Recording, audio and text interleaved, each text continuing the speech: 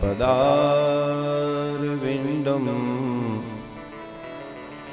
मुखारविन्दे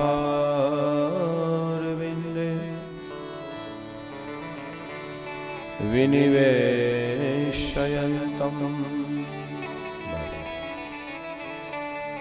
वटस्य पत्रस्य पुटेशयानं बालं मुकुन्दं मनसा स्मरामि।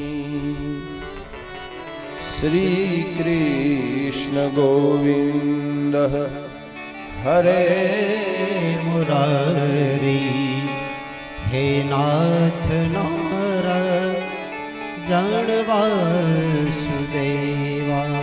जिह्वे पिबस्वा मृतमेत देव, गोविंद दामोदर माधवे। विक्रेतु कामा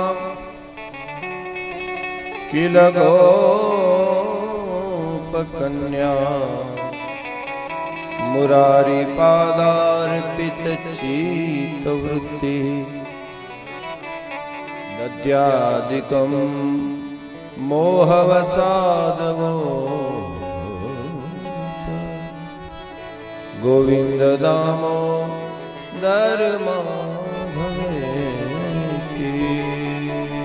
गृहे गृहे गोपवधू कदम्बा, सर्वे मिलित्वा समवाप्य योगम्।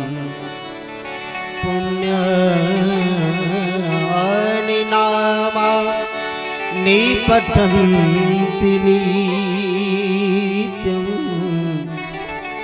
गोविन्द दामोदर माधवेति।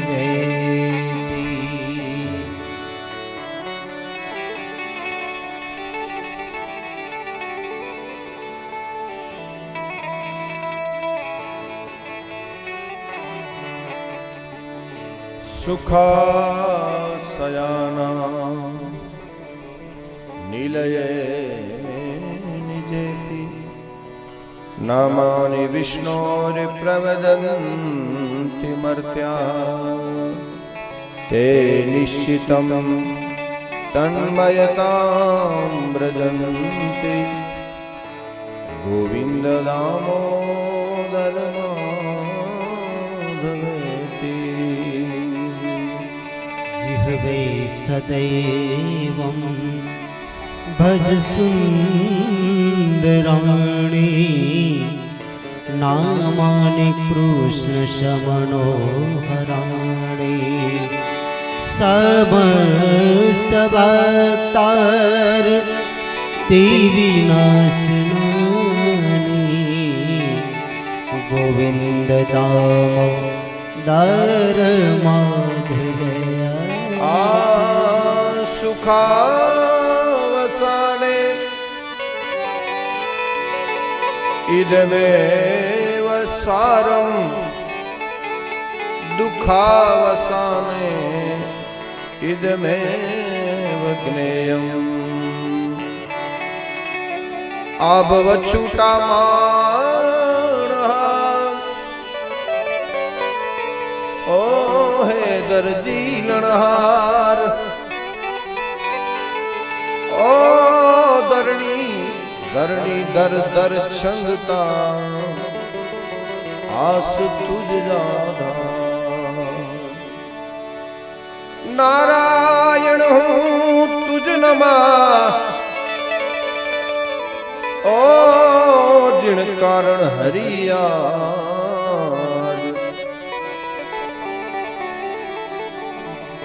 जिन दी आ जगत संगणो, वो दिन तो साकार।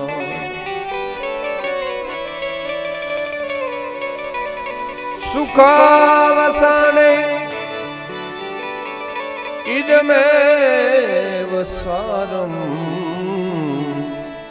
दुःखावसानं इदमेव ज्ञेयम् देहावसाने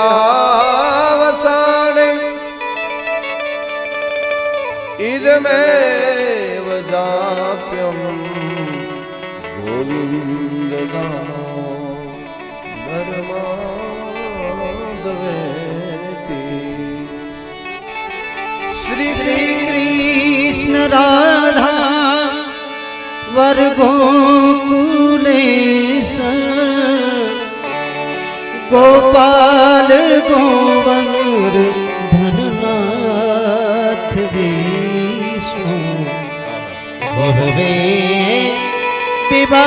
विवस्वामृत में तदेवा गोविंद दामो धर्माधवे गोविंद दामो धर्माधवे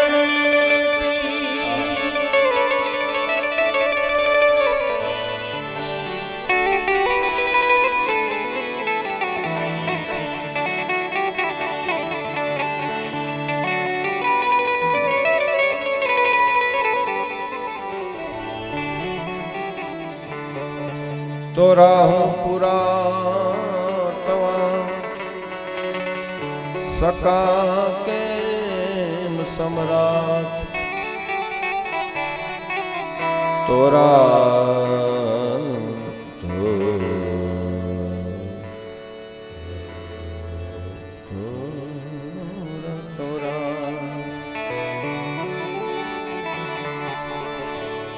तोरा हूँ पुरा तवा सका केम सम्राट चतुर्भुज सह थारा चरी ओ निगम जानेनाथ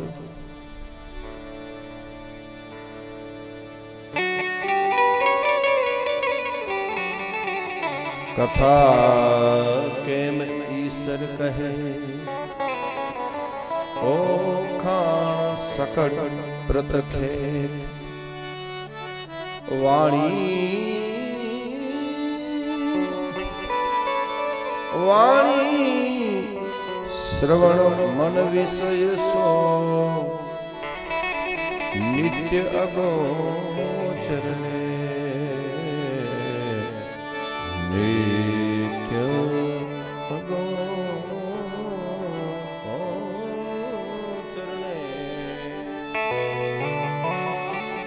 बोलिए भागवत भगवान की द्वारिकाधीश की बालकृष्ण लाल की रामचंद्र भगवान की आद्य सत्य श्री साचाय मात की सोनल मात की धर्मनाथ भगवान की नमः पार्वती पते हर हर महादेव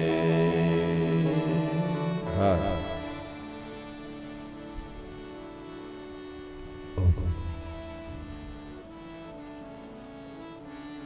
શ્રીમદ ભાગવત જ્ઞાન યજ્ઞ આજે રાયણ ગામની આ પુનિત ધરા ઉપર ભાગવત કથાના માધ્યમથી આપણે બધા મળ્યા છીએ અને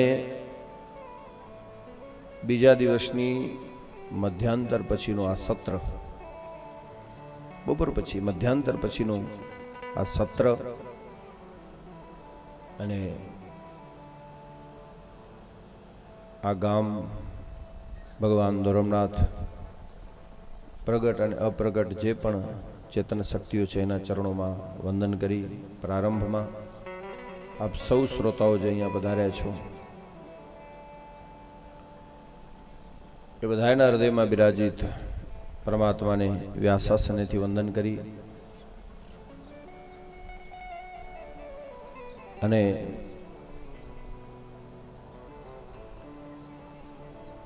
શ્રીમદ ભાગવત વેદાંતના દર્શનથી જે ભરપૂર છે એવો ગ્રંથ ખુદ ભગવાન શંકર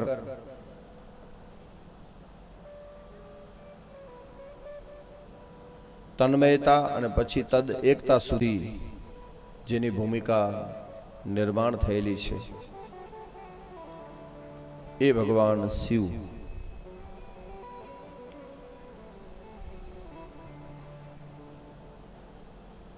વેદવ્યાસના ઘરે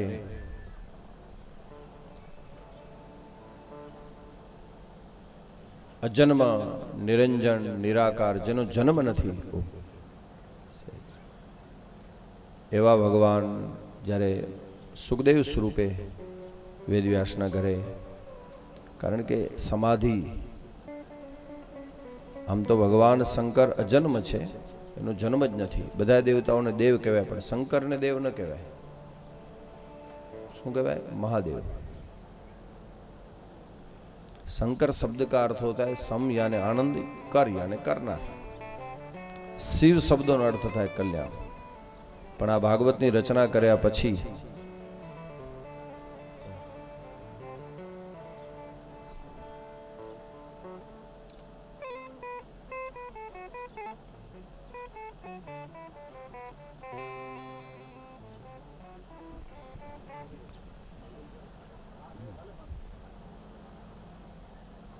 कारण के भगवान शंकर निवृत्तिना आचार्य छे अने महादेव हमेशा समाधिना एक भूमिका कहेवाय. समाधि एक स्थिति छे. आपणे कहीए ने के फलाणा बापू समाधिमां बैठा छे, हमणां जाता नहीं, महाराज समाधिमां छे. समाधिनो मतलब शुं थाय? भागवतना मत प्रमाणे समाधि एटले निर्विचार भूमिका. अत्यारे आपणे बैठा छीए, तमे बैठा छो, हूँ बैठो छुं, कथामां बैठा छो, अंदर विचार तो हाले ज छे ने के सांजना 5:30 6 साथे 7 साथे एटले हूँ અહીંથી અહીંયા જઈશ. एक मिनिट पण मगज विचार कर्या वगर रही सकतो नथी. अरे भाई रातना सूई जाइए ने तो विचार तो चालू ज होय. अने जब तक हम सोच सकते हैं, ज्यां सुधी आपणे विचारी सकीए त्यां सुधी दुख छे. 1 मिनिट माटे विचारो, कहीं विचार ज ना आवतो होय, कोई वस्तुनुं चिंतन ज न थतुं होय तो घणा बधा वृक्षो भेगा थाय ने त्यारे एक वन थाय. साहेब शब्दो लखजो. घणा बधा वृक्षो भेगा थाय त्यारे एक वन थाय. एम घणा बधा विचारो भेगा थाय त्यारे एक मन थाय. मन અને નિર્વિચાર ભૂમિકામાં માણસ પહોંચી જાય જ્યાં એક જ આનંદ અખંડ, એવી ભૂમિકાને સમાધિ કહેવાય. એટલે ખાલી વાતું થાય કે સમાધિમાં બેઠા છે, બાકી પહોંચવું અઘરું છે. ગીતાજીમાં 8 પગથિયા બતાવ્યા છે. યમ નિયમ આસન ધ્યાન ધારણા પ્રત્યાર, છેલ્લે સમાધિમાં પહોંચે. ભગવાન શંકરે વેદવ્યાસને એમ કીધું કે હું અજન્મ છું, તમારા ઘરે પુત્ર બનીને ના આવું. પણ વેદવ્યાસે ભાગવત બનાવ્યા પછી વ્યાસજીને ખબર હતી કે ભાગવતની રચના મેં કરી, પણ આનો પ્રચાર 16 આના વૈરાગી માણસોને જ કરી શકશે. જન્મથી વૈરાગી કોણ હોય ભાઈ દુનિયામાં? સંસાર ભોગવ્યા પછી ઘણાને વૈરાગ આવે કે હવે જવું છે ગિરનાર. એવી વાત નહીં. હે, બાલ્યાવસ્થાથી જ જે વૈરાગી હોય, કારણ કે વૈરાગ છે ને મનની ભૂમિકા છે. तुलसीदास महाराजे रामचरितमानस में पण एम कीधुं छे कि जानिए तब ही जीव जब जागा, जब सब विषय विलास बिरागा. शब्द शू लगाड्यो? बिरागा. जानिए तब ही,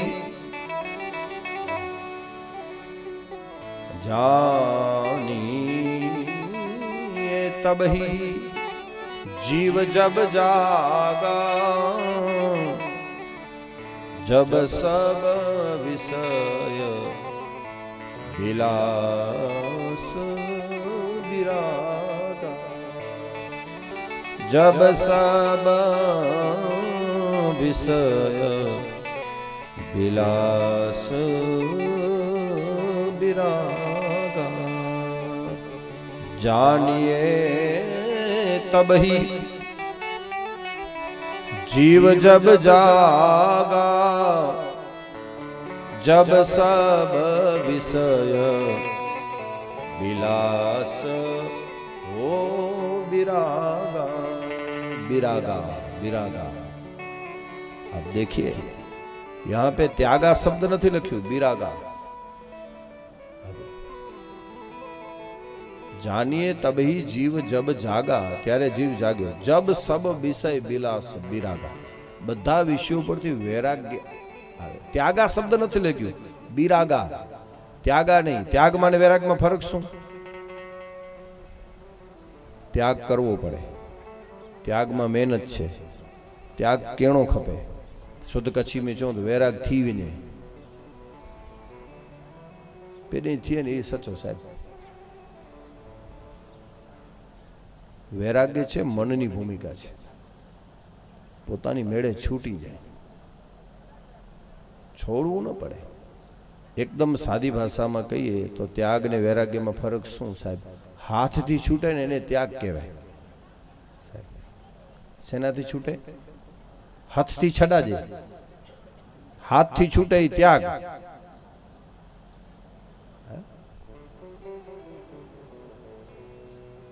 અને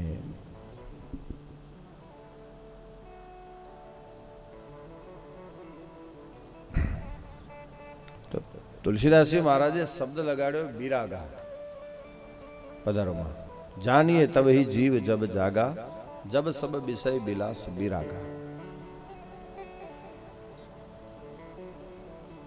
तो भगवान शंकर वेदव्यास ने घरे, महादेव वेदव्यास ने खबर थी कि 16 वैरागी दुनिया में एक ज छे, भगवान शंकर। जो ए मारा घरे पुत्र बनीने आवे तो जगतનું કલ્યાણ થાય। ભાગવતનો પ્રચાર સુખદેવ સિવાય કોઈ નહીં કરી શકે। શંકરને કીધું કે તમે મારા ઘરે પુત્ર બનીને આવો। મહાદેવે કીધું ભાઈ આવું, પણ હું તો અજન્મ છું, મારો જન્મ નથી। તો વેદવ્યાસ કે જો પુત્ર બનીને આવો ને તો તમને સમાધિ લગાડવા માટે કેટલી મહેનત કરવી પડે। મેં એક એવા ગ્રંથની રચના કરી છે કે વાતું કરતા કરતા સમાધિ લાગી જાય।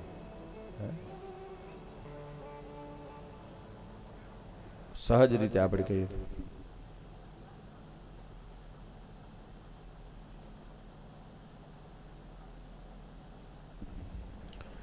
તો ભગવાન શંકરે એક અર્થમાં કહેવાય ને, જે વેદવ્યાસે લાલચ આપી તમે મારા ઘરે પુત્ર બનીને આવો તો તમને વાતું કરતા કરતા સમાધિ લાગે।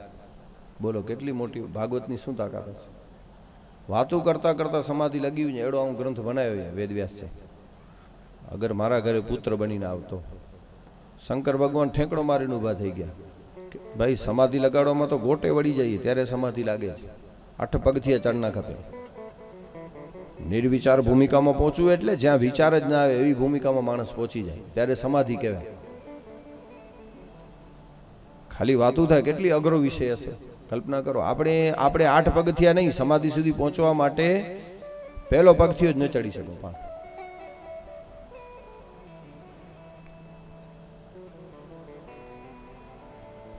સમાધિના 8 પગથિયામાં પહેલો પગથિયો છે યમ। યમ એટલે યમરાજા નહીં, યમલોક જો યમ ન, યમ એટલે સત્ય બોલવું। સમાધિનું પહેલું પગથિયું છે સત્ય બોલવું। કોઈ પણ ભોગે કદાચ મોત આવી જાય ત્યાં સુધી પણ એક દિવસ ખાલી પ્રયોગ કરો, એક દિવસ, જિંદગીની વાત નથી, અઘરું પડી જાય। નહીતર એક ભાઈ ઓફિસર, બહુ મોટો સાહેબ હતો, નોકરી બહુ મોટી, એણે વિચાર્યું કે બધા એમ કે સત્ય ઉપર જીવવું જોઈએ, તો આમ તો આપણે આખી જિંદગી કે ખોટું કરીએ। એક દિવસ સવારમાં ઉઠ્યો ને મનોમન એને પથારીમાં નક્કી કર્યું કે આજે સવારથી કરી ઓગેનું કરે અને ઉલથે સુધી સત્ય ઉપર જીવવું છે, સત્ય ઉપર જીવવું છે। એ સવારમાં પોરમાં ઉઠ્યો, દાંતણ બ્રશ કરી, ચા પીને જે ટેબલ ઉપર આવે ને ત્યાં એની ઘરવાળીએ કીધું, સાંભળ્યું તો કે શું તમે કહેતા હતા ઓલા 2 દી પહેલા ઓલી સાડી લઈ આવું છું, ક્યારે લઈ આવશો? એટલે તરત જ કીધું કે હમણાં નહીં લઈ આવું, ના પાડી દીધી, નહીં લઈ આવું। તો એની ઘરવાળી કે અહીં કાલતા જ્યાં તે કે હું લઈ દઈશ, તો કે આજે કહું એ સાચું, કારણ કે નક્કી કર્યું હતું કે સત્ય ઉપર જીવવું છે। અરે પણ તમે કાલે કહેતા હતા કે હું લઈ આવું, તો કે નહીં લઈ આવું, ધરાર નહીં લઈ આવું। એ સવારમાં પોરમાં વગર પૂર્ણમે હોળી થઈ ઘરમાં, વેરણાના ઘા થયા, તવીથાના ઘા થયા। એ માંડ માંડ ઝઘડો પૂરો કરી માં ત્યાંથી આગળ વધ્યો તો કરિયાણા વાળા ઓલા દુકાનવાળાએ કીધું સાહેબ આપણા 4,500 રૂપિયા ચડી ગયા, તમે કહેતા હતા ક્યારે દઉં છું? તો કે તને તો નહીં જ દઉં, ના પાડી દીધી. અરે પણ કાલે તો કહેતા હતા દઈ દઉં છું. તો કે આજે કહું એ સાચું, કારણ કે નક્કી કર્યું તું સત્ય ઉપર જીવું છે. આજે એની સાથે બાંધણું થયું, શરીરના નાકે પાનવાળો એની સાથે બાંધ્યો, ઓફિસમાં પટાવાળા સાથે બાંધ્યો. સાહેબ ઈ માણસ સાંજ પડે ઘરે આવ્યો ને, સાંજ પડે 150 ઝઘડા કરીને આવ્યો અને સાંજના બેગનો ઘા કરી અને સાહેબ આકાશ સામે મીટ માંડી અને માણસે વિચાર કર્યો કે હું એક દિવસ સત્ય ઉપર જીવ્યો અને જો મારી આ દશા થઈ હોય, એક દિવસ સત્ય ઉપર જીવ્યો અને જો આ દશા થઈ હોય તો આખી જિંદગી જે સત્ય ઉપર જીવી ગયા છે નરસિંહ મહેતા, મીરાબાઈ, તુકારામ, એ માણસોની શું દશા થઈ હશે સાહેબ? કલ્પના તો કરો, જે સજી જિંદગી સત્યથી જીવી ગયા, આખી જિંદગી. તો સમાધિનું પહેલું પગ થયું છે યમ.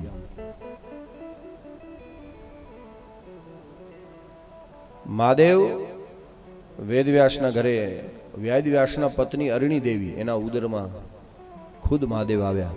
12 વર્ષ સુધી માના ઉદરમાં રહ્યા, કારણ કે માયાનો ભય લાગે છે. તો આવું પછી માયામાં ફસાઈ જાઉં તો, કારણ કે મનછા ડાકણ મારે રાઘવ કાઢ રુદા, જીન વણ મેં કેસરી બસે તાસે મૃગલા તા. ઈશ્વરદાસજી મહારાજ એમ કહે કે માયાને જીતવી, જો ભગવાનને આગળ રાખો ને તો વાંધો નહીં, નહીંતર માયા એટલી નિશાનબાજ છે, ઘા કરી જ નાખે સાહેબ સારા સારા. એમ કે આગળ રાખો તો ભગવાન શંકરને પણ ભય લાગ્યો છે. 12 વર્ષ સુધી તો માણા ઉદરમાં રહ્યા. 12મા વર્ષે વેદવ્યાસના ઘરે અરણી દેવીના માધ્યમથી ભગવાન સુખદેવનો પ્રાદુર્ભાવ થયો અને જય જયકાર થયો છે. બોલીએ સુખદેવજી મહારાજ કી જય. યમ પ્રવરજંતમનુપૈતમપૈતિ કૃત્યમ દ્વૈપાયનો વિરહ કાતર આજુહાવ પુત્રેતિ તન્મયતયા તરવોધિને તમ સર્વભૂતહૃદયમ મુનિમાનતોષિ.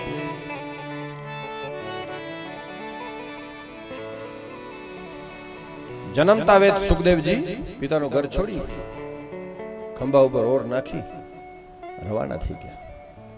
અને અહીંયા સુખદેવજીનો પરિચય માટેનો એક શ્લોક લખ્યો છે કે યમ પ્રવરજંત મનુપેત મપેત કૃત્યમ દ્વૈપાયન એટલે વેદવ્યાસ, વિરહ પુત્રના વિરહ, વિરહ કાતર આજુહાવ. હે પુત્ર કરતા જ્યારે દોડ્યા ત્યારે સુખદેવજીએ જે જવાબ આપવો જોઈએ ને એના બાપને, ઓલો આગળ ને આ પાછળ.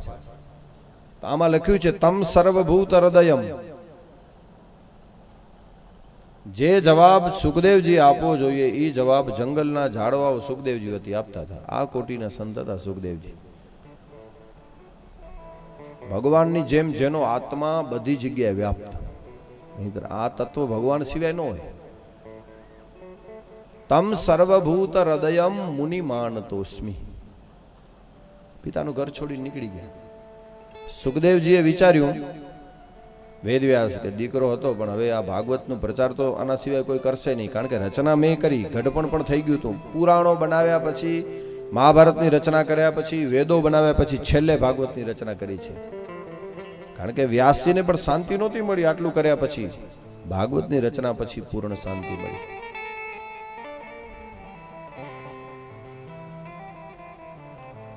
અને સુખદેવજી જંગલમાં બેઠા તપ માટે. કથા એવી છે કે શિષ્યોને શ્લોક ભણાવીને વેદવ્યાસે કીધું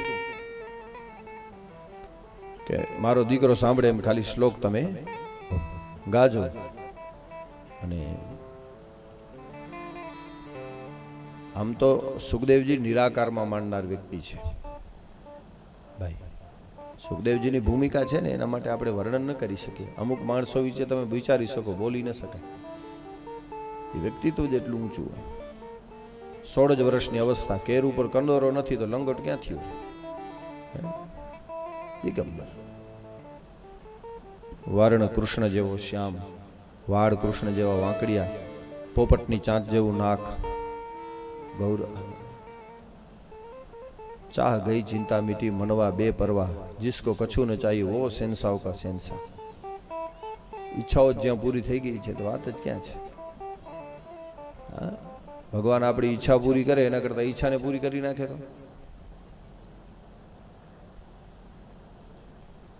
તો ત્યાં ગાલ જ પૂરી થઈ હતી. દુઃખની જનેતા જ ઈચ્છા છે. અપેક્ષા વધતી જાય, દુઃખે વધતું જાય, વ્યવસ્થામાં અવસ્થા પૂરી થઈ જાય. જય શ્રી રામ.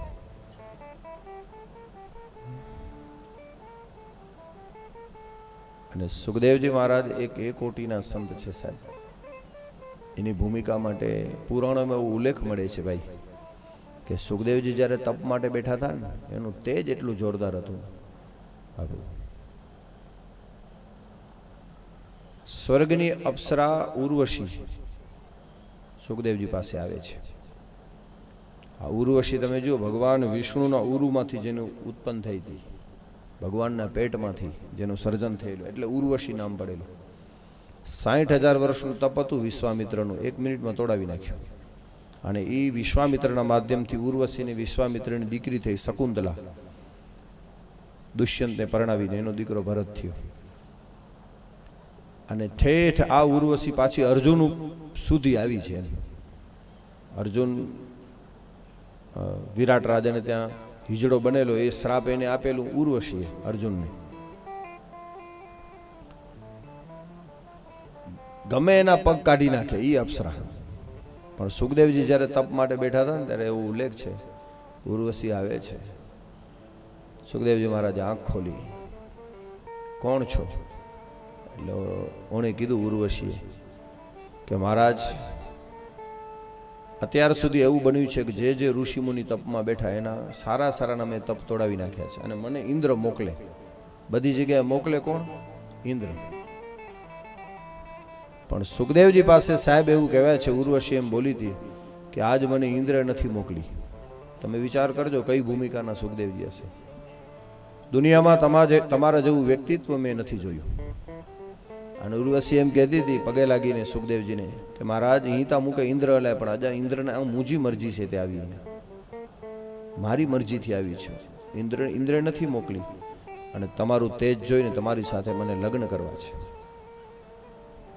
અને પછી પોતાના વખાણ મંડી કરવા કે મારા જેવું કોઈ રૂપમાં કોઈ નથી, ને ગુણમાં કોઈ નથી, સૌંદર્યમાં કોઈ નથી, સ્વરૂપમાં મારા જેવું કોઈ નહીં. બહુ મંડી બોલવાની.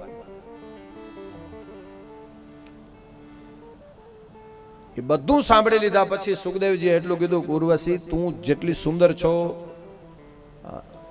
છો એના કરતા તું ડબલ. તું તારે કહેવાની જરૂર નથી કે હું આવી છું તેવી છું, હું મને કે ના, તો તું અહીં એને કરતા ડબલ અહીં. પણ અત્યારે તારી વાત હતી સુખદેવજી કે મને વિક્ષેપ થાય છે. સુખદેવજી બોલ્યા અત્યારે તું બોલે છે ને એમાં મને વિક્ષેપ થાય છે. તું બહુ સૌંદર્યવાન છો. આમ તો સુખદેવજી કે મારે જન્મ નહીં જ લેવો પડે, મારા કર્મો અહીંયા પૂરા થઈ જશે. પણ ઉર્વશી હું તને વચન આપું છું, કદાચ કોઈ કર્મ રહી જાય અને બીજા જન્મે મારે જન્મ લેવો પડે તો મા તરીકે હું તારી પસંદગી કરીશ. હું તને વચન આપું છું, જા. અને સાહેબ પગે લાગી અને ઓલી નીકળી ગઈ હતી કે આમ તો કેમ કે ધક્કો ન જ પૂંધો, પણ કદાચ આવવું પડે તો આવતા જન્મે મા તરીકે હું તારી પસંદગી કરીશ. આ કોટીના સંત સાહેબ, નિરાકાર ને નિર્ગુણ ને માનનાર, રૂપમાં આસક્ત થાય જ નહીં.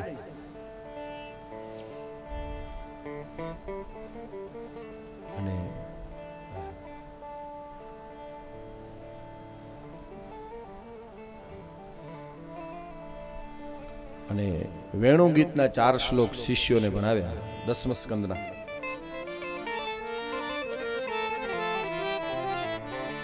આમ તો સુખદેવજી નિરાકારમાં માનતા હતા, પણ કૃષ્ણનું આ શ્લોક છે ને કૃષ્ણના રૂપનું વર્ણન કરતો શ્લોક છે.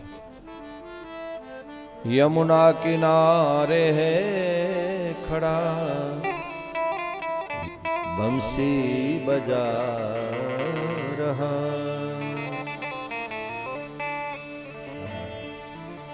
યમુના કિનારે હે ખડા. આ શ્લોક જ છે, ગુજરાતીમાં ભજન છે. હે અને ભગવાન કૃષ્ણ કિશોર અવસ્થા યમુનાના કિનારે પીતાંબર પહેર્યું છે, વૈજયંતી માળા, મકરાકૃતિ કુંડલ, માથા ઉપર મોરપીંછ, હાથમાં બંસી, ડાબા ખંભા તરફ ડાબો ગાલ ઢળેલો, પગમાં આંટી, બાજુમાં ગાય. અને આ રૂપનું વર્ણન કરતો આ શ્લોક જ્યાં શિષ્યો ગાયો, સુખદેવજી સમાધિમાં બેઠા હતા અને ત્યાં તો આંખ ખુલી ગઈ ભાઈ. અને શ્લોક કેવો ગાયો? કયો શ્લોક હતો? બરહા પીડમ નટવર વપુ કર્ણયો કર્ણિકાર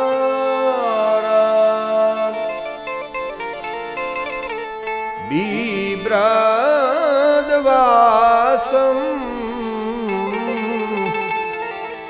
કનક કપીસમ વૈજયંતીમ ચમારા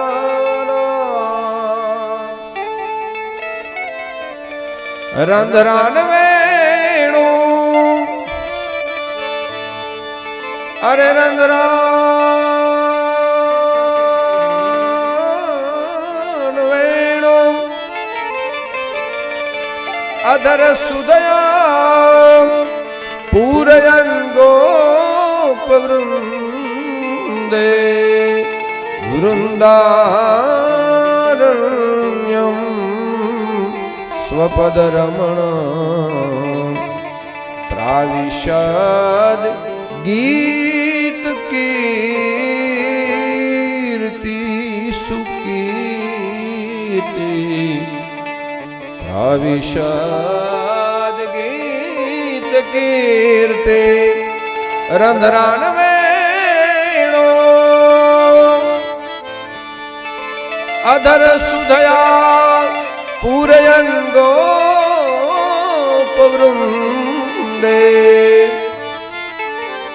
અરે વૃંદારણ્યમ સ્વપદરમણ પ્રાવિશદ ગીત કીર્તિ સુકીર્તિ પ્રાવિશદ ગીત કીર્તિ સુકીર્તિ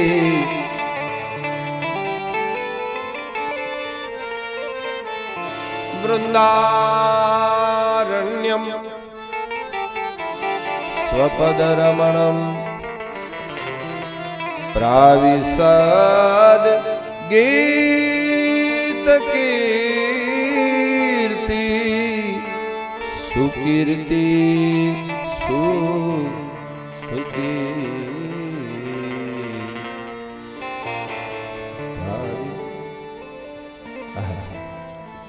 એક શ્લોક ગાયો આસાવરીમાં. વૃંદારણ્યમ સ્વપદરમણમ પ્રાવિશદ ગીત કીર્તિ સુકીર્તિ પ્રાવિશદ ગીત કીર્તિ બરહા પીડમ નટવર વપુ કર્ણયો કર્ણિકારમ બિભ્રદવાસમ કનક કપિશમ વૈજયંતીમ. અને સુખદેવજીની આગળ રૂપ ઊભું થઈ ગયું, કૃષ્ણનું રૂપ. સુખદેવજી વિચારે છે કે હું તો નિરાકારને કોઈ રૂપને માનતો જ નથી, નિર્ગુણ.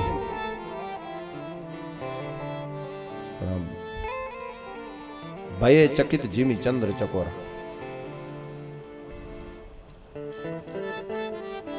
સહજ વિરાગ રૂપ મન મોરા ભય ચકિત જીમી ચંદ્ર ચકોરા. જનકના શબ્દો છે માં. વિશ્વામિત્ર જ્યારે રામ લક્ષ્મણ લઈ ગયા, જનક પણ નિરાકારમાં માનતો હતો, રૂપમાં ગુણમાં ન માને એ વ્યક્તિ. પણ રામને જોયા પછી એમ કહેતો હતો, બાપજી જલ્દી બતાવીએ આ બાળક કોણ છે? સહજ વિરાગ રૂપ મન મોરા ભય ચકિત જીમી ચંદ્ર ચકોરા અરે ભય ચકિત જીમી ચંદ્ર ચકોરા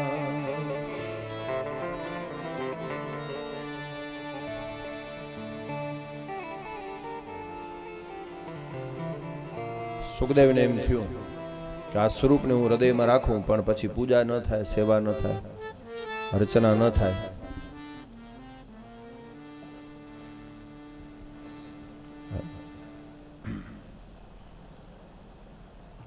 અને પછી કદાચ ભગવાન નારાજ થાય તો. પણ ત્યાં તો બીજો શ્લોક ભગવાન કૃષ્ણનો સૌંદર્યનું વર્ણન કર્યું અને વ્યાસના શિષ્યો જ્યારે બીજો શ્લોક બોલે અહો બકીયમ સ્તનકાલ કૂટમ અહો અહો બકીયમ સ્તનકાલ કૂટમ.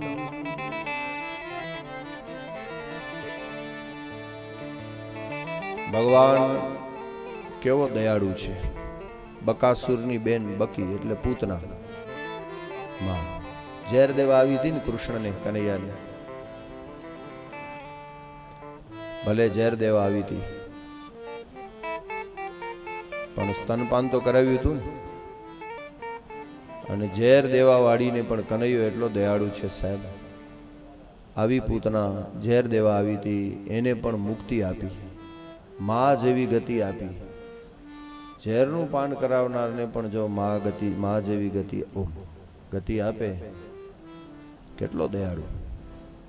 તો સુખદેવને એમ થયું આટલો દયાળુ છે તો કદાચ આ સ્વરૂપને રાખ્યા પછી સેવા પૂજા નહીં કરું, ભોગ નહીં લગાડું, આરતી નહીં કરું તોય વાંધો નહીં આવે. અને ઠેકડો મારીને ઊભા થયા. શિષ્યોને કીધું આ શ્લોક ક્યાંથી શીખ્યા? શિષ્યો કે આ તમને ગમ્યા તો કે આ તો કાં સેમ્પલ છે, ગોદામ તો હજી ભર્યો છે, 18,000 શ્લોક છે આવા. હે કેર બનાય हमारा गुरुजी. कई संहिता ना नाम छे? कौन सी संहिता के श्लोक है? बोले भागवत.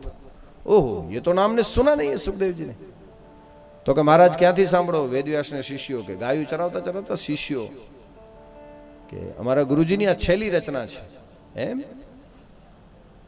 જોરદાર છે. 2 શ્લોક સાંભળ્યા ને સમાધિ લાગી જતી હોય તો 1,000 શ્લોક કેળા ઊંધા. કીધું તમારા ગુરુજીનું નામ શું? એટલે ચેલા હતા ને વેદવ્યાસને, એણે કીધું કે અમારા ગુરુજીનું નામ વેદવ્યાસ.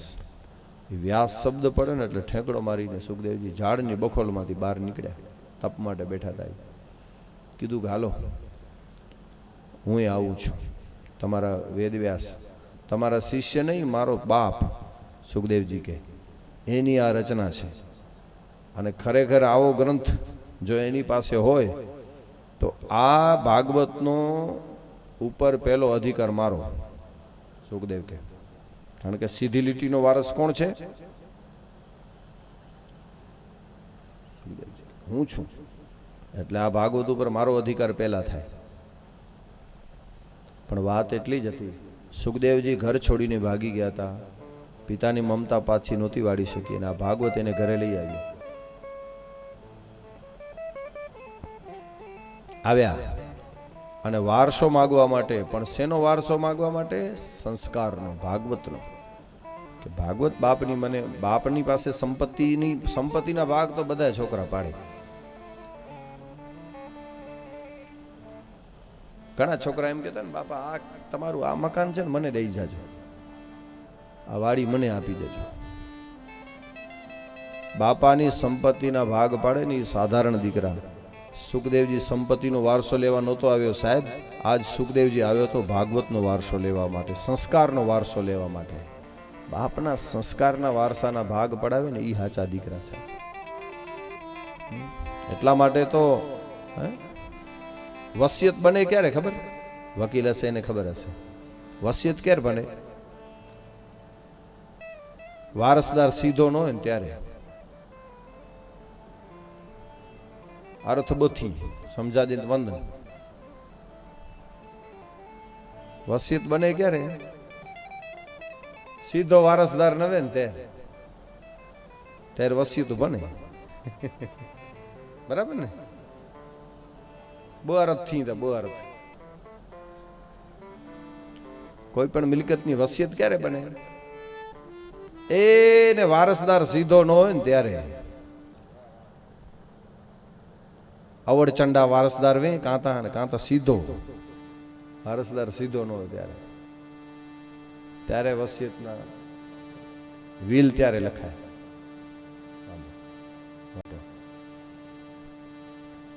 તો સુખદેવજી આવે છે.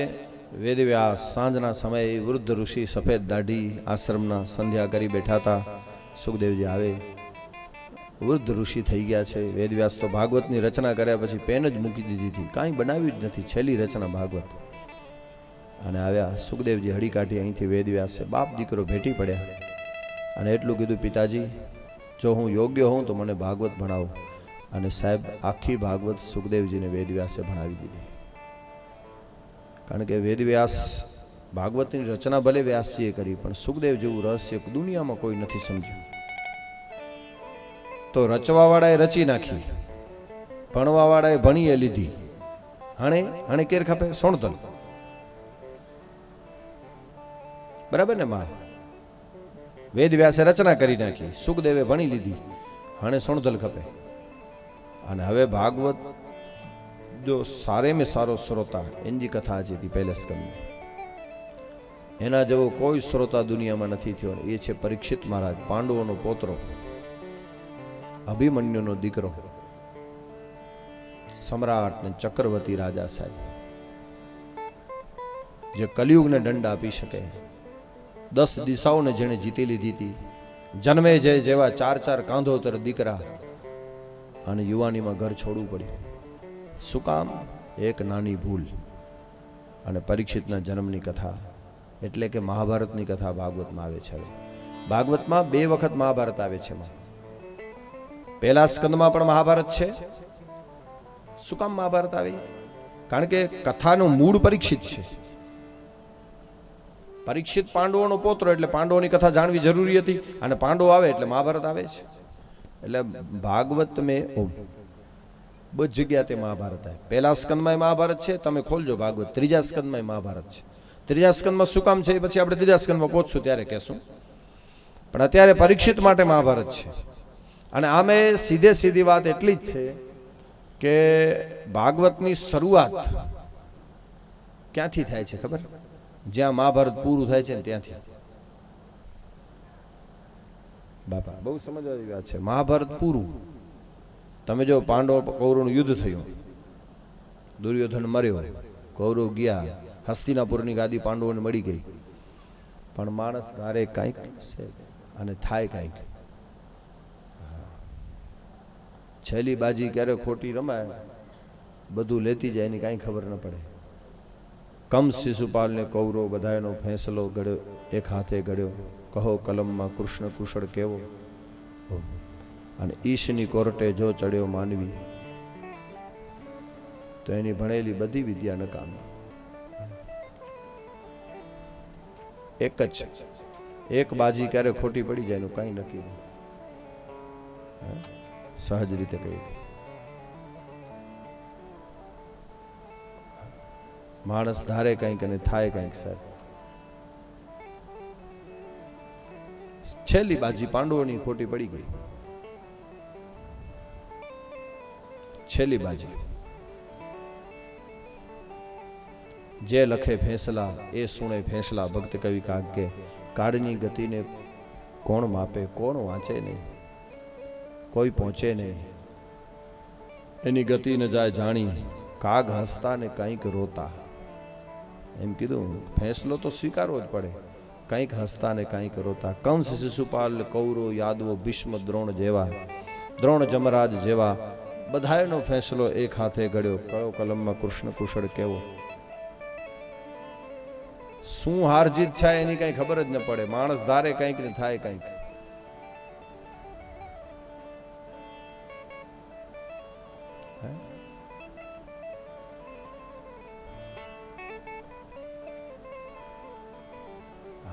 સાદી ભાષામાં આપણે કહીએ તો છેલ્લી બાજીમાં ક્યારે ઊંધું પડી જાય એનું કઈ નક્કી ના આવે.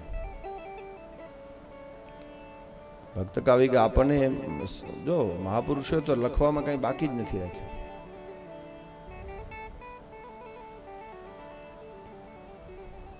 શ્રાવણ મહિનો આવે એનાથી આગળ ભીમ 11ના જુગાર રમતો હોય, બરાબર છે, એને પૂછો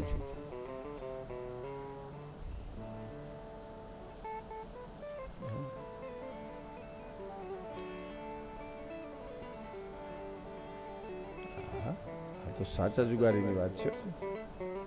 જીતે તો જુહાર ને હારે તો હરખે હૈયા, આવો જાદુગર પછી કામણગારો કાગડા. ભક્ત કવિ કાગે તો જુગાર ને દુઆ લખે, મકોડા ને દુઆ લખ્યા ચારણો. જે સત્ય હોય, જીતે તો જુહાર ને હારે તો હરખે, જીતે તો જુહાર હારે તો હરખે હૈયા, આવો જાદુગર પછી કામણગારો કાગડા. ભીમ 11ના જે રમવા બેઠો એને કે પૂછો કે કેટલી હાર જીત થઈ, એટલે એમ કે રૂખ 5 ખબર પડે. હેવર ખબર ન પડે, પક્કે જુગારી જી ગાલે ભલે. ભીમ 11ના એને પૂછો કેટલી હાર જીત થઈ, હમણાં એવર ખબર ન પડે. ઋષિ પાંચમ તે ખબર, કારણ કે છેલ્લી બાજી ઋષિ પાંચમ ને રમાય. રખ પાંચમ શુદ્ધ કચ્છી में રખ પાંચમ જવા દે. આખું ચોમાસું રમે અને પછી છેલ્લી બાજી, કારણ કે રખ પાંચમ ના ખબર પડે. આખું ચોમાસું ભલે જીત્યો હોય પણ છેલ્લી બાજી લેતી જાય. કોની કોની લેતી ગઈ, એટલે ભક્તિ કવિ કાગે કીધું, ઉદધી તીરે દેવ દાનવનું ટોળું મળીને હસતું હતું, પણ પૂછો શિવને જઈને સાગર મથ્યો ત્યાં શું હતું. દેવને દાનો મળ્યા અચરજ ઘણી, કર્મ યોગે કરી સંપ કીધો, પછી કોકનું મૂળ ખોદ્યું, જલ્દીનો તાગ લીધો, 14 રત્નો મળ્યા, ગર્વ ગગને ચડ્યો, વિજય મહદ થંભ ખોડ્યો, પછી 15મો જડકો હળાહળ ભર્યો, અને પછી દેવને દૈત્યનો દર્પ તોડ્યો, મોર દેવતાને વાહે દાનવો, અને પાછળ કાળકૂટ. ત્યારે ખબર પડી કે રખ પાંચમ ખોટી રમાણી. એ બાજી વઈ, છેલ્લી બાજી ક્યારે લેતી જાય એનું કઈ નક્કી નહીં. એ ઋષિ પાંચમ ખોટી રમાણી. નિદ્રા હતી લંકેશની ને સીતા તણું સપનું હતું, જોયું ઉગાડી આંખે ત્યાં બાણ રાઘવનું હતું. ત્યારે એને ખબર પડી કે આ રૂખ પાંચમ છેલ્લી બાજી ખોટી રમાણી, હવે બધું જાશે. 31 બાણ જ્યારે સારંગ ધનુષ ઉપર ચડ્યા, 10 માથા માટે, 20 હાથ માટે અને 31મું નાભી માટે, ત્યારે રાવણ કે ખબર પડી હે રૂખ પાંચમ ખોટી રમાણી, છેલ્લી બાજી ખોટી ગઈ. હા, બધું લેતી જાય.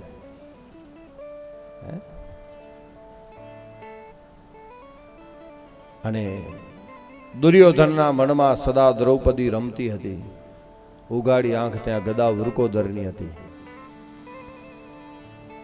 આમ ગદાનો ઘા થયો ને ત્યારે દુર્યોધનને ખબર પડી છેલ્લી બાજી રૂખ પાંચમ ગઈ. આ બધું પહેલા તો ઇન્દ્રપ્રસ્થ ગયું, હવે આ અસ્તિપુર ને હસ્તિનાપુર લેતું જશે. છેલ્લી બાજી ખોટી રમાણી. અને સૂતને શિરે છત્રો ઢળ્યા એમ અંધને લાગ્યું હતું. કોને? ધૃતરાષ્ટ્રને. સૂતને શિરે છત્રો ઢળ્યા એમ અંધને લાગ્યું હતું, હેતે પસાર્યો હાથ ત્યાં માથું મોભીનું હતું. માણસ ધારે કંઈક ને થાય કંઈક. અને કુરુક્ષેત્રમાં કુંતાસુતોને છત્રનો વિભ્રમ હતો. કુરુક્ષેત્રમાં કુંતાસુતોને એક છત્રનો વિભ્રમ હતો, પણ સિંહાસને ચડવા ગયા ત્યાં પગ હેઠે હેમાડો હતો. માણસ ધારે કંઈક અને થાય કંઈક. આ કઈ જીવન છે.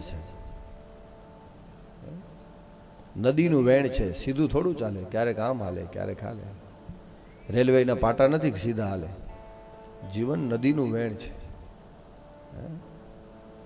સહજ રીતે તો મહાભારત પૂરું થયું, પાંડવોના હાડ હેમાડે ગળી ગયા, પરીક્ષિતને ગાદી મળી. અહીંયા મહાભારત પૂરું અને ભાગવતની શરૂઆત. જ્યાં મહાભારત પૂરું થાય છે ને ત્યાંથી ભાગવતની શરૂઆત થાય છે. સંતોએ આનો અર્થ કર્યો, મહાભારત એટલે મારું ને તારું, મારું ને તારું. જીવનમાં મારું તારું પૂરું થાય ને પછી જ આ શાંતિની સાચી શરૂઆત થાય. સીધે સીધી વાત છે. અને જુઓ, મહાભારત પૂરું થાય ને ત્યાંથી ભાગવતની શરૂઆત, અને ભાગવત પૂરું થાય ને ત્યાંથી દેવી ભાગવતની શરૂઆત થાય છે. જન્મે જન વેદવ્યાસનો સંવાદ, ત્યારે પછી જન્મે જન વેદવ્યાસનો સંવાદ, એ આખું દેવી ભાગવત. એના 12 સ્કંદ, 318 અધ્યાય ભગવતીના.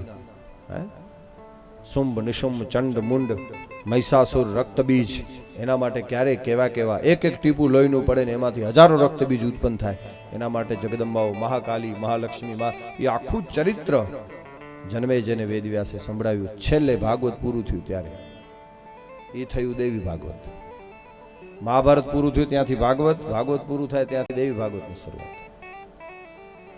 તો પરીક્ષિતના જન્મની કથા, કારણ કે ભાગવતની રચના વેદવ્યાસે કરી નાખી, સુખદેવજીએ ભણી લીધી. હવે સાંભળવા વાળો જોઈએ ને ભાઈ, સાંભળવા ન હોય તો. એટલે શ્રોતાના જન્મની કથા છે. એમાં એવી કથા છે કે પાંડવ કૌરવનું યુદ્ધના મંડાણ થઈ ગયા, અને પરીક્ષિતનો જન્મ ક્યારે થાય છે? જન્મ પહેલા માના ઉદરમાં જ એના ઉપર બ્રહ્માસ્ત્રનો ઘા થયો હતો. અને બ્રહ્માસ્ત્રનો ઘા ક્યારે થયો હતો? સુતજી મહારાજ મુનિઓને કહે છે કે અડધી સેના પાંડવોની, કૌરવોની ખલાસ થઈ ગઈ હતી યુદ્ધ ચાલુ થયું પછી, પણ દુર્યોધનને શાંતિ નથી મળતી.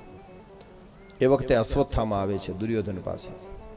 કીધું કે દુર્યોધન, અશ્વત્થામા આમ તો બ્રાહ્મણનો દીકરો છે, અશ્વત્થામા દ્રોણાચાર્યનો દીકરો હતો, ગુરુ દ્રોણાચાર્ય, બ્રાહ્મણનો પુત્ર, પણ ધંધા એકે સારા નથી, બિલકુલ છેલ્લામાં છેલ્લા ધંધા અશ્વત્થામા. દુર્યોધનને કીધું તને શાંતિ કેમ નથી? દુર્યોધન કે પાંડવો જીવે છે ને ત્યાં સુધી મને શાંતિ નહીં મળે. તો અશ્વત્થામા કે એક કામ કર, પાંડવોના માથા હું કાપી આવીશ. શું વાત કરે છે? બોલે હા. કેવી રીતે? અશ્વત્થામા સામી છાતીએ તો પહોંચાય નહીં કઈ પાંડવોને યુદ્ધમાં. વિચાર્યું કે જ્યાં પાંડવો સૂતા હશે ને, રાતના અંધારામાં જવું, ખડગનો ઘા કરવો અને પાંડવોના માથા નીંદરમાં કાપી નાખવા. અને હાથમાં ખડગ લઈ, ભાગવતમાં લખ્યું છે, અશ્વત્થામા નીકળ્યો. મેઘલી રાત, બધાએ નિદ્રા દેવીના ખોળે માથું મૂકીને સૂઈ ગયા હતા. પણ જાકો રાખે સાઈયા, માર શકે ના કોઈ. जितने तारे गगन में इतने शत्रु होय, પણ જા પર કૃપા રઘુબીર કી તો બાલન બાંકા હોય. માણસનો વાળ એ વાંકો ન થાય સાહેબ, જો ભગવાનના હાથ હોય ને. જે જગ્યાએ દ્રૌપદી, અરે પાંડવો સુવાના હતા ને, એ જગ્યાએ દ્રૌપદીના 5 દીકરા સૂતા. અશ્વત્થામા મારવા નીકળ્યો. રાતના અંધારામાં દેખાય નહીં, હાથમાં ખડગ. અને ભાગવતમાં લખ્યું છે કે અશ્વત્થામાને ખબર ન પડી કે આ દ્રૌપદી પાંડવ નથી, પણ પાંડવોના દીકરા હતા, દ્રૌપદીના 5 પુત્ર. અને ભાગવતમાં એમ લખ્યું છે કે કિશોર અવસ્થાના 5 દીકરા. કિશોર અવસ્થા એટલે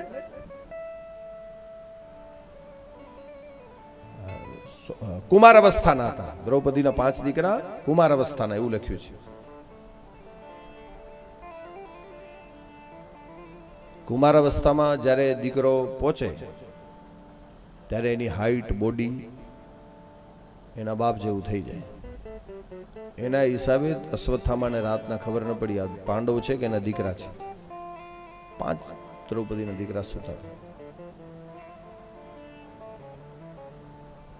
કુમાર, કુમાર અવસ્થા એટલે 16 થી 20 વર્ષની વયને કુમાર અવસ્થા કહેવાય છે.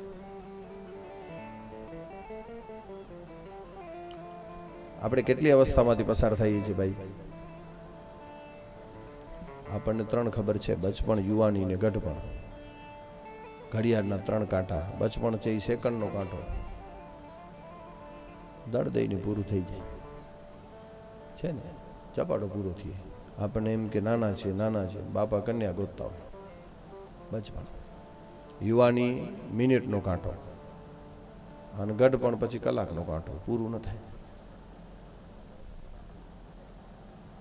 પણ હકીકતમાં આપણે 7 અવસ્થામાંથી પસાર થઈએ છીએ. કેટલી? 7. 1 થી 5 વર્ષનો માં બચપણ કહેવાય. 5 વર્ષે બચપણ પૂરું. લાલયેત 5 વર્ષાણી 10 વર્ષાણી તાડયેત પ્રાપ્તે તું 16 વર્ષે પુત્ર મિત્ર વદાચરેત. સુભાષિતકારે શ્લોક લખ્યો છે કે બાળક 5 વર્ષનું હોય ત્યારે એનું પાલન, લાલયેત 5 વર્ષાણી, એનું પાલન પોષણ કરવું, એને પંપાડવું, ભાષામાં કહેવાય ચાગ રાખવું. 10 વર્ષાણી તાળે, 10 વર્ષ સુધી એને મારવાનું, ભલે થોડું ઠીક કરવાનું. પણ પ્રાપ્તે તું 16 વર્ષે, પુત્રની અવસ્થા 16-18 વર્ષની થાય, પુત્ર મિત્ર વદાચરેત, પિતા પુત્રનો સંબંધ મિત્ર જેવો હોવો જોઈએ. સુભાષિતકારો એમ કહે છે ભાઈબંધ જેવો સંબંધ હોવો જોઈએ. એટલે ભાઈબંધની જેમ ગાડી બોલ્યું કે મસ્કરી એમ નહીં, ડિસ્કસ કરવામાં, જીવનના ફેંસલા, વ્યવહારના ફેંસલા કરવા હોય તો કોઈ પિતા પુત્ર બિલકુલ પડદો રાખ્યા વગર મિત્રની સાથે એનું વર્તન હોવું જોઈએ. આવું સુભાષિતકારો લખી ગયા છે. મારી વાત નથી, હું ગુજરાતી કરું છું. કારણ કે આખી જિંદગી અમુક બાપ તમે જો દીકરાને કાંઈ કીધું જ ન હોય ને પછી કાંઈ કહે ને બહુ માઠું લાગે. લાગે કે ના લાગે? પણ મિત્ર જેવી સરળતા હોય, મસ્કરીનો ભાવ વ્યવહાર હોય તો પછી વાંધો ના. અમુક અમુક બાપ દીકરો આપણને એમ થાય યાર ભાઈબંધ છે કે બાપ દીકરો, ખબર નથી પડતી. સંબંધ એવો હોવો જોઈએ, મિત્ર જેવો સંબંધ હોવો જોઈએ. તો 1 થી 5 વર્ષનો બચપણ, પછી 5 વર્ષે બચપણ પૂરું. 6 થી 10 વર્ષનો ગાળો છે ને, 6, 7, 8, 9 ને 10 પોંગળ અવસ્થા કહેવાય. 11 થી 15 કિશોર અવસ્થા. કઈ? કિશોર. 11 નું 15, 11, 12, 13, 14 એ પંચવર એક કિશોર અવસ્થા. 16 થી 20 કુમાર અવસ્થા. કેટલી થઈ? 4. બચપણ, પોંગળ, કિશોર, પંચવરીના ગાળા. 1 થી 5 બચપણ, 6 થી 10 પોંગળ, 11 થી 15 કિશોર અવસ્થા, 16 થી 20 કુમાર અવસ્થા, 21 થી 35 યુવાન અવસ્થા. 35 યુવાની પૂરી. 21 થી 35, પછી 35 થી 50 પાકટ વયનો માણસ કહેવાય, પૂરી પાકટ, પૂરો પાકટ. અને પેંજાપોઠિયા 1 વૃદ્ધાવસ્થા. 51, 52. ગુજરાતીમાં 1 આવે છે એવું નથી. હિન્દીમાં પણ 51 इनमें 1 है, अंग्रेजी में पण 51, मिणी में 1 है, भामे 1 एड़ो नहीं कि लेखो कर्यो. इंग्लिश में पण शुं आवे? 51. गुजराती में पण 51, हिंदी में पण 51, बधाय में 1 है.